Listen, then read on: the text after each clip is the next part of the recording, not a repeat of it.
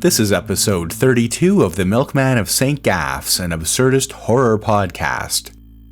A little reminder, I haven't offered in a while. This is a serialized story, so be sure to start with episode 1. It sounds like a few listeners just jumped right into the deep end. If you enjoy the show, please consider supporting it through Patreon, Coffee, or grabbing a book or t-shirt. I really appreciate it. You can find information about how to do that at howiemilkman.com. And now let's get to the episode called The Stakes. It's time for The Milkman of St. Gaff's, starring Howie the Milkman.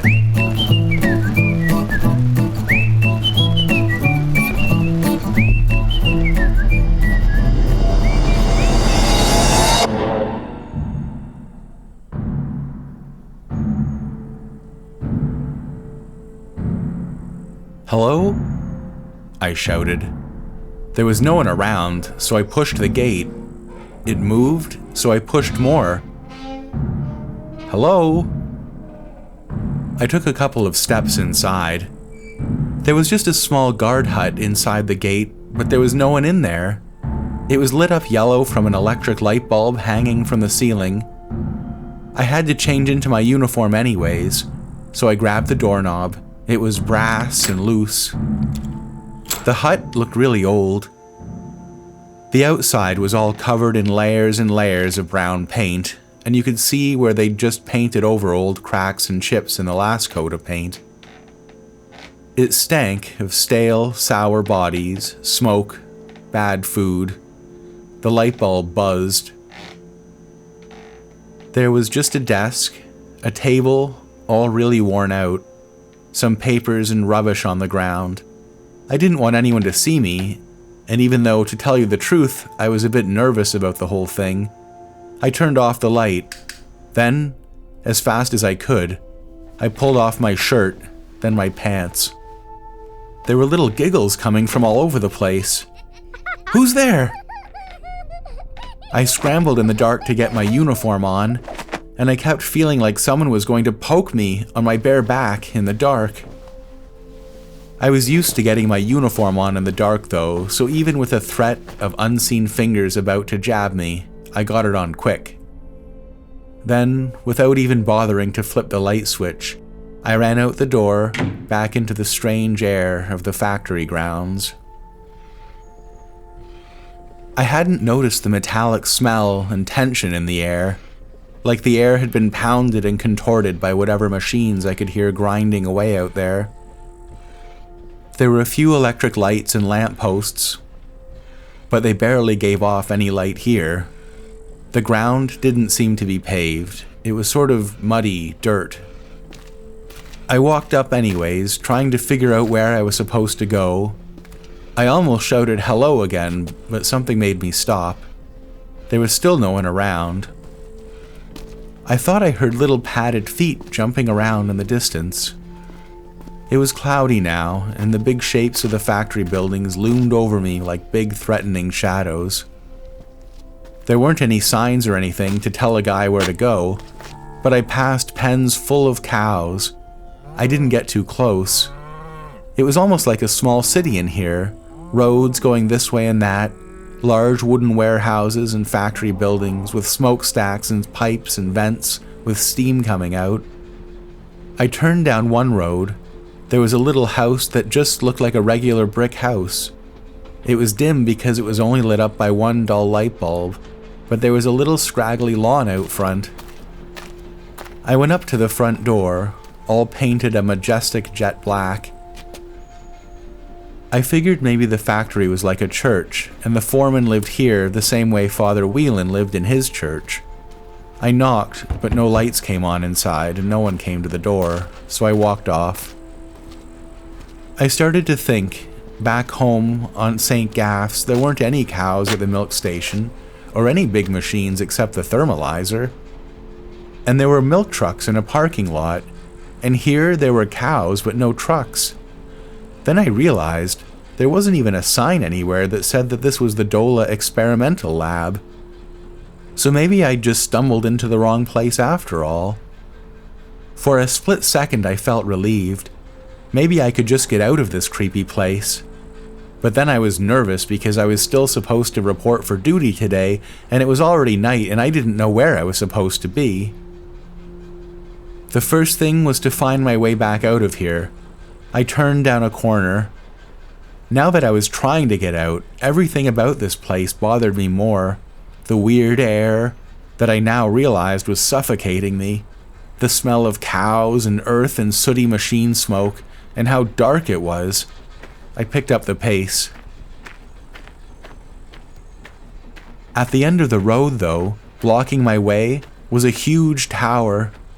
As I got closer, I could see it was a metal tower with stilts, and on top, a massive steel vat.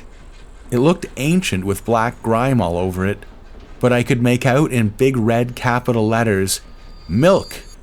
There was even an exclamation mark to show how exciting it was.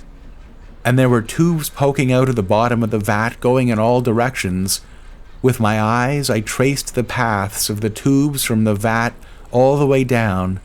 I hadn't noticed a vast parking lot full of milk trucks. My heart sank as I realized that this was the right place after all. I heard footsteps and grunting far away, but I didn't really want to know what was making the noise, so I just kept walking. Despondent and deflated, I walked around the outside of the parking lot. How big is this place anyways? The trucks were the same as the ones back home. The black paint glistened with evening dew under the yellow light bulbs. Then there was another tower, a wooden, four-legged tower with a sort of plywood cabin on top. A mass of tangled electric wires led into the cabin, and there was a pipe leading straight from the big milk vat into the cabin. And there was a neon red sign. "Office," it said.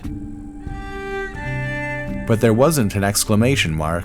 I hadn't seen many neon lights before, and I was always dazzled when I did see one. The grunting got closer, and I figured I'd better just get to the office and get inside and behind a door. There was a rickety-looking ladder leading up to the office. It was the only way to get there. Was the grunting coming from inside the cabin? They were probably closed for the day anyways, and I didn't want to walk in on something I shouldn't have. I went up a couple of rungs, but the air seemed so thin up here, and the ladder wasn't too stable. I heard another weird noise from inside the office. Then the cabin and the ladder shook like something hit the wall, and I decided it would probably be better if I came back tomorrow. I went down the few rungs to the ground. Now, which way was the gate? It was back behind the milk vat, so I started back that way. But then there was the grunting again. I turned and a cow was running right at me. It had some kind of harness on and a big leather thing covering its eyes, and all in a moment, I saw 3 milkmen chasing the cow. "Hey there, stop it!" I wasn't one to shy away from a fight, so when the cow got close, I grabbed part of the harness on the side. It just about took me off the ground, but I pulled as hard as I could for a few steps before I had to let go and fell to the ground. But the cow changed direction because of the pulling and slammed face first into the side of a building. Then it just stood there, dazed. The other milkman caught up. "Thanks, mate. Don't know how she got away." "No problem." They got the cow calmed down, or maybe she was just stunned, but the other 2 pulled her around and led her away. "Got a minute? Why don't you help us get this beastie inside?" "Oh, my shift's over. I'm just heading home." "Your shift?" He looked me up and down. "You sure you're in the right place, mate? You work here?" I didn't want to arouse any suspicions or get into any complicated conversations. "Sure, well, I just got transferred here. It's my first day."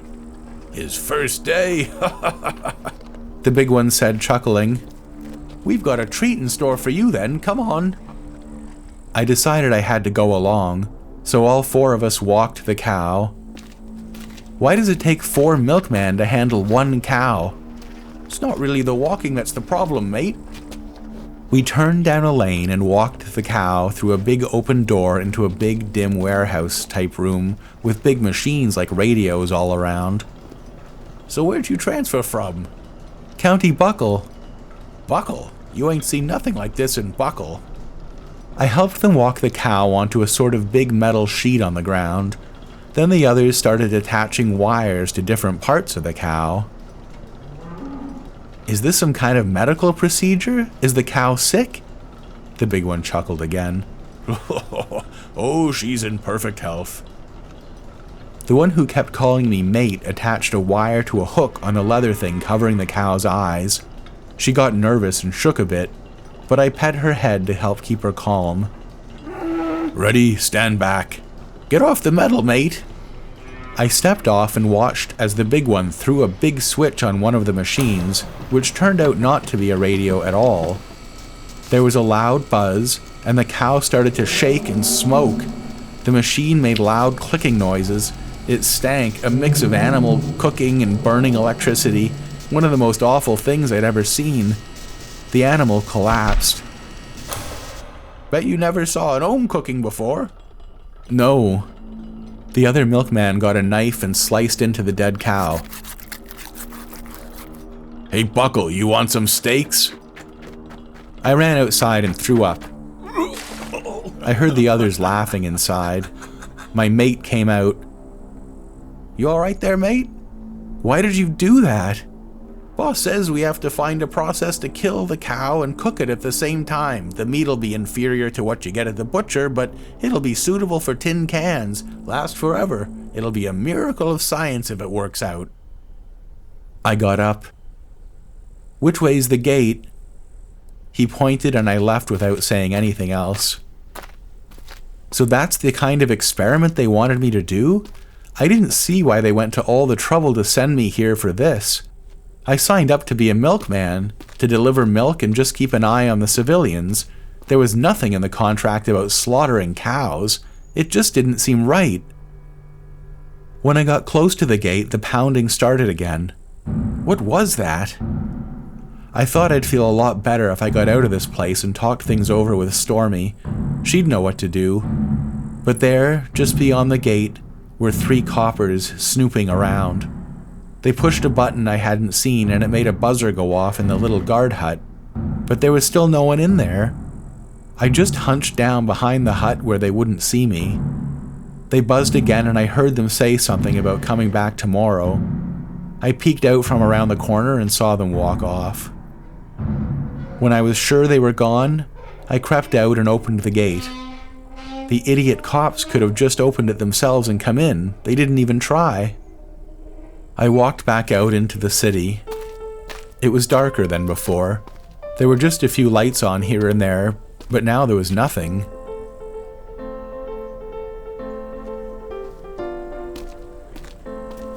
Now, between you and me, this was the first time I'd had any shadows of any doubts about the milkmen. Up until now, I felt like they really had my back at every turn. We were a band of brothers, but something in me felt a bit betrayed at being transferred to this gloomy place where I couldn't drive on the coast road in the early morning and where they electrocuted cows in the middle of the night. But I followed the row of electric poles back to the coffee shop and my love, Stormy. It was getting foggier, and I remembered a song she once sang to me while I was falling asleep at her house when I was hurt. For it's cold out there, but I don't dare to stay inside with you. But you wrapped me up in your great arms to keep me from the foggy, foggy dew. I hurried up my pace. It was getting colder. Then my stomach sank. The coffee shop was dark, closed. I walked up to the window. I knew it was futile, but I looked in anyways, and sure enough, the place was totally deserted. Where the hell did Stormy go? I looked all around, thinking maybe she was cowering in the shadows somewhere without me, but there wasn't a soul about at all. Calm down, I told myself. If I were her, what would I do? She's got no money, she doesn't know anyone, it's night, she's never been in a big city, and we're in a weird neighborhood on the outskirts. Well, she probably didn't like the police any more than I did, so she probably wouldn't go to them. My heart started pounding. The woman I loved had fled into the rusty pipes and oily puddles of this blighted place, and I couldn't protect her. The only thing she could have done was to go to where she thought I was, back to the experimental labs, but she must have gotten lost since I didn't see her on my way back.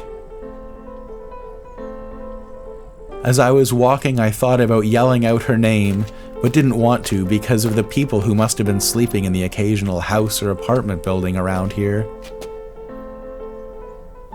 The idea of having to come to this weird place every day was really bothering me. I got to thinking about the fact that we'd probably have to live out here since we didn't have a car and I didn't see any streetcar tracks around. What the heck would we eat? I wasn't going back to bread and molasses after Granard's fish sandwiches. I was homesick, poking around dark alleys and corners. I'd always had this dream of becoming a big deal, leading an adventurous life. I couldn't wait to get off that backwater island and conquer the world. But now it seemed like maybe just staying a milkman on St. Gaff's would have been a better and more satisfying life. Especially now that I turned a corner and nearly bumped into the Bobbies. Apparently they'd stayed in the area. They turned around and just stared at me. Were they looking for me, or just doing a foot patrol? Howie Coxwell? They were looking for me, so I ran, and they chased me. I wouldn't have had much trouble getting away from them since I was young and strong and they were more hefty. But the three of them split up. I thought I'd head down a little alley they might not notice, and seconds later, a Bobby tackled me to the ground, shouting, "I found him over here!" But I struggled away and ran off. Running around in this maze was silly. I ran into the blackness between two buildings and got down in the wet weeds and just tried to control my breathing.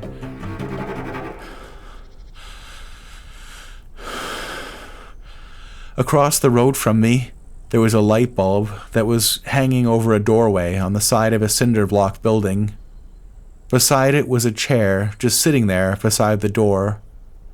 I didn't have anything else to do, so I just lay there and looked at the chair. I imagined some guy took his breaks there and had been sitting in the same old chair in the same old fog, smoking a cigarette for years and years. And maybe 30 years from now, some other juvenile delinquent would be running from the police, and he'd see me there, fat and smoking and trying to convince himself he hadn't wasted his life. I didn't want that to be me. I was getting concerned about whether I'd made the right choice about being transferred here. Well, Howie, you kept pushing for the big promotion and finally they gave it to you. You've got no one to blame but yourself. I think I fell asleep for a while and dreamed about home. But I woke up when the 3 cops walked by.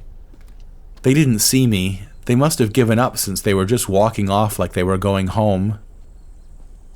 When I couldn't hear them anymore, I got up and tried to get my bearings. Nothing looked too familiar, but I thought I recognized one of the smokestacks up. Got him! And I was running full tilt from the cops who'd been hiding in wait for me. Give it up, son. I followed the rabbit around a corner. I didn't even remember that I was following him. He led me this way and that around corners.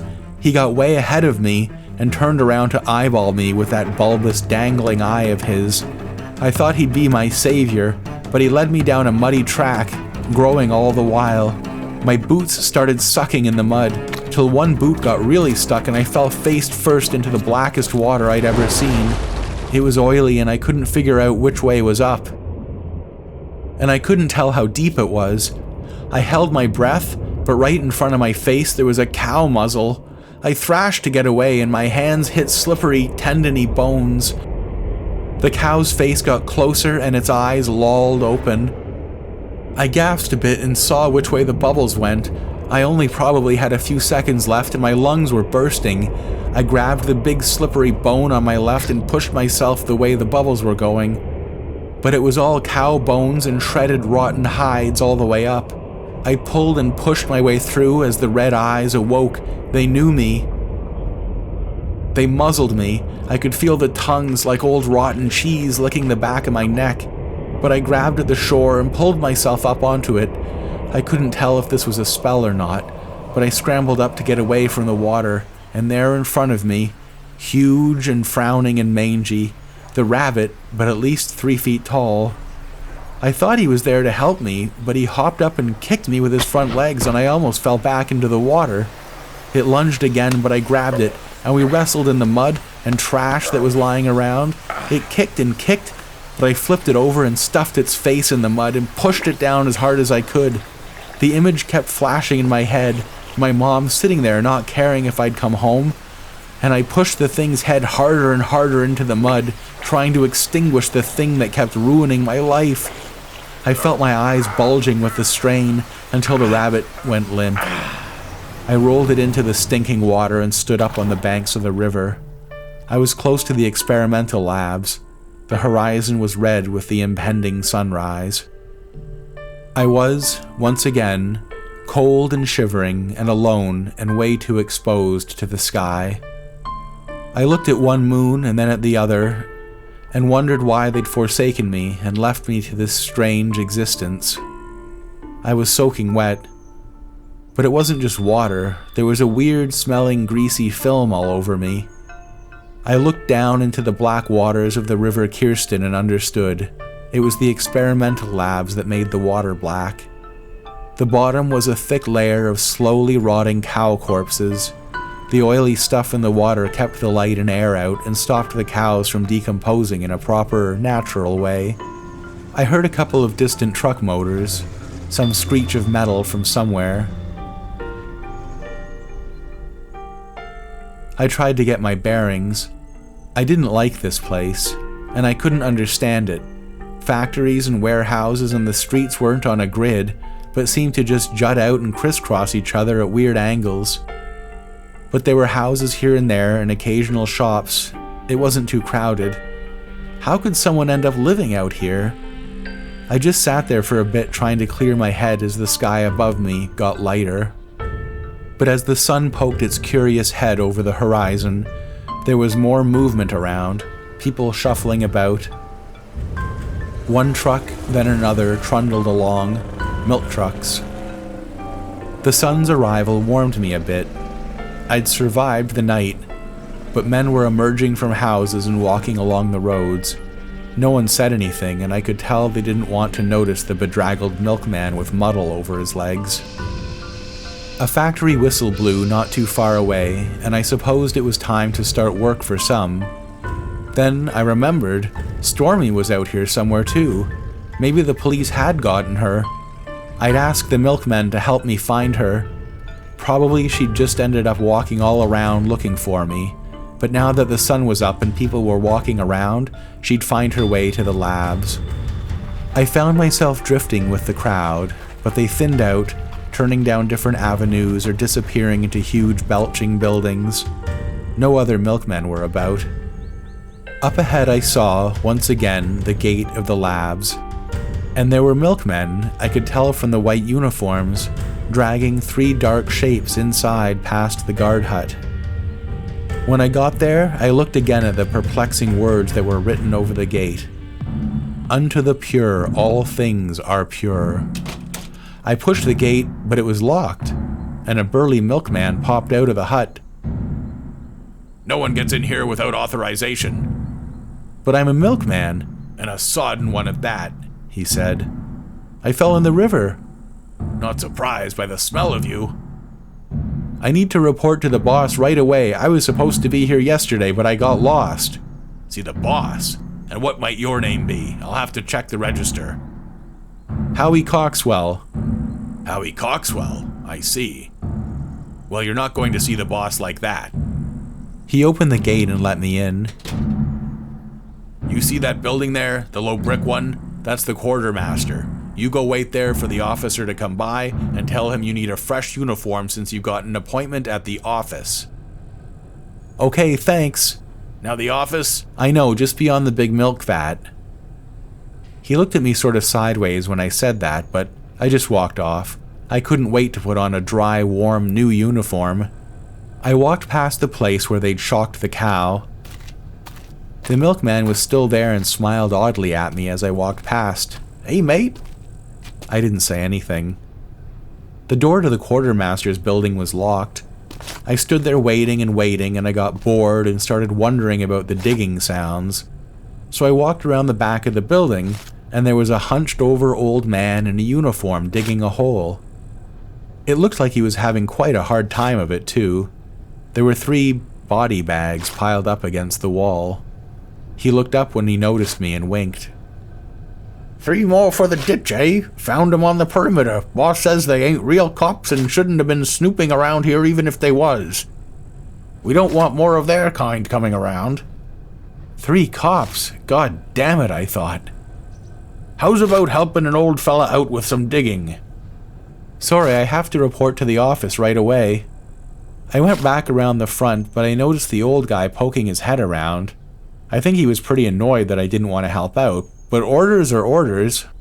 3 dead cops. Great, I hadn't been in the city for hardly 24 hours, and already I was going to get blamed for something. I wondered who found them and decided they had to be buried right away. Probably best if I stayed as far away as I could from the whole situation. Anyways, the quartermaster wasn't showing up, and I figured that if I just kept standing here doing nothing, the old guy would insist that I help him. My uniform was starting to dry out a bit. I brushed as much of the mud off as I could and left for the office. There were more milkmen around now. I saw 2 with gold tassels on their uniforms walk past me. If he gets enough of this stuff, yeah, it's gonna be a kind of gas that'll just kill the enemy right in the trenches. They tried that with their thermalizer, but it didn't work. Couldn't get enough of this stuff. I'd had just about enough of this stinking place with its electrocuted cows and black smoke and cadavers buried all over the place. I thought back about my first golden days as a milkman, with Mr. Corwin giving speeches and Frank and Beaver laughing it up and all the bluster from Mr. Billings, and that peckerhead McMurdo screwing everything up in my quiet drives to the radio station. That was the kind of milkman I wanted to be. I picked up my pace and lifted my head. I was going to march into that office and tell the boss I wanted to go back to St. Gas to deliver milk like a normal milkman.